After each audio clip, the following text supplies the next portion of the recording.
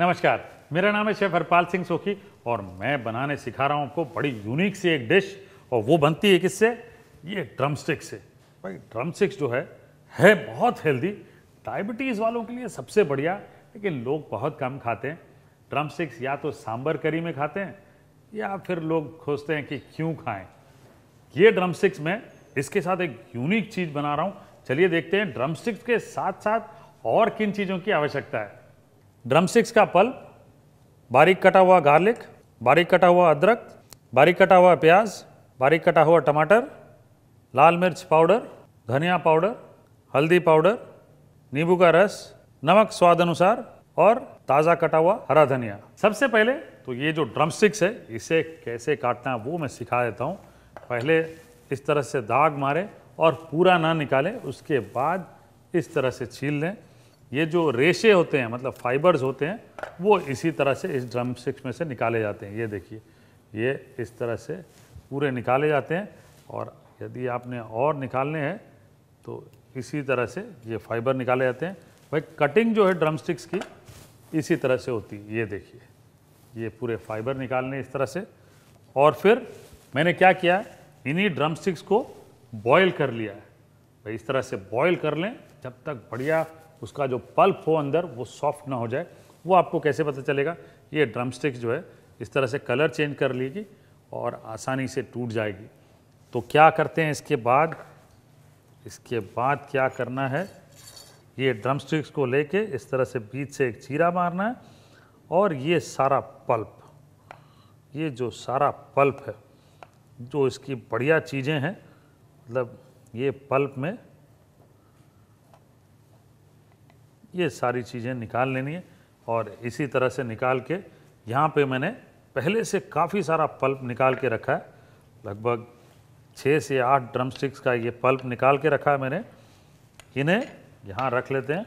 अब यहाँ पे पकाने के लिए तेल लिया हमने और पैन में तेल गरम कर लिया है और इसमें डालेंगे बारीक कटे हुए प्याज,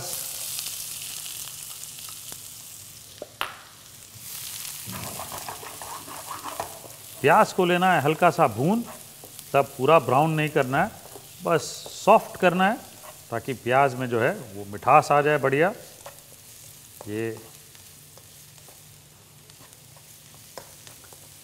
प्याज जब हल्का सा सॉफ्ट हो जाए, इस तरह से सॉफ्ट हो जाए, तो आपने इसमें ये कटे हुए टमाटर डालने, लगभग 2 कटे हुए टमाटर डाल दें इसमें।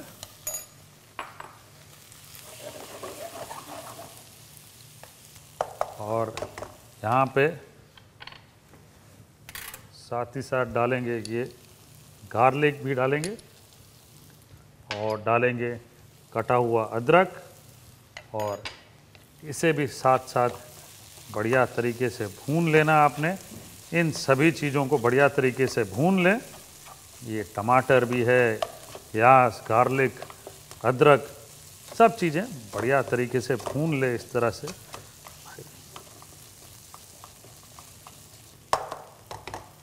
अब इसमें डालेंगे लाल मिर्च पाउडर, 1 छोटा चम्मच लाल मिर्च पाउडर, धनिया पाउडर, बढ़िया छोटा चम्मच भर के धनिया पाउडर डालें और आधा छोटा चम्मच हल्दी पाउडर, नमक स्वाद अनुसार, कटा हुआ धनिया, 1 बड़ा चम्मच कटा हुआ धनिया, आधा नींबू का रस। और ये सब चीज़ें डालने के बाद फिर से मसालों के साथ ये टमाटर का जो पेस्ट है उसे लेते हैं भून। भूनना जो है बहुत ज़रूरी है क्योंकि सभी चीज़ें बराबर पकनी चाहिए। हिंदुस्तानी खाना में भूनने की जो अहमता है बहुत इम्पोर्टेंट है। ये मतलब भूनना जो है बहुत ही इम्पोर्टेंट है। लगभग 2 से 3 मिनट तक इस मिश्रण को बढ़िया तरीके से भून लें। भूनने के बाद ये जो पल्प निकाला है हमने ड्रम स्टिक्स का, ये लेते हैं इसमें डाल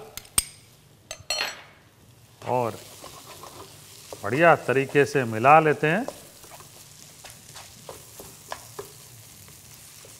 आहा, ये कितनी बढ़िया डिश बन गई है, देखिए। ये देखिए, ये कितनी बढ़िया डिश बन गई है और स्वादिष्ट बहुत है। इसे मैं परोस लेता हूँ एक बोल में। इस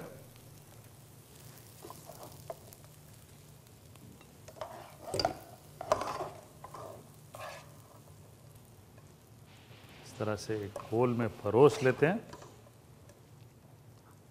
ये जो डिश है, देखिए कितनी बढ़िया और मज़ेदार है। एक्चुअली क्या है, लोग बनाते कम हैं, लेकिन ये है बहुत हेल्दी और स्वादिष्ट। अगर आप इसी तरह से बनाएंगे तो बड़े और बच्चे सबको पसंद आएगा। बच्चे इसलिए अवॉइड करते हैं कि उनको लगता है कि पता नहीं ये क्या है, फाइबरस चीज़ कैसे खाएं। लेकिन जो मेन पार्ट है वो आप इस तरह से निकाल के बना के उनको खिलाएं तो हेल्थ भी और टेस्ट भी, सबका बेनिफिट इस डिश में मिलेगा। ये है सहजन फली का भरता। भाई आप इसे बनाएं, बच्चे और बड़ों दोनों को खिलाएं और इसका मजा लें।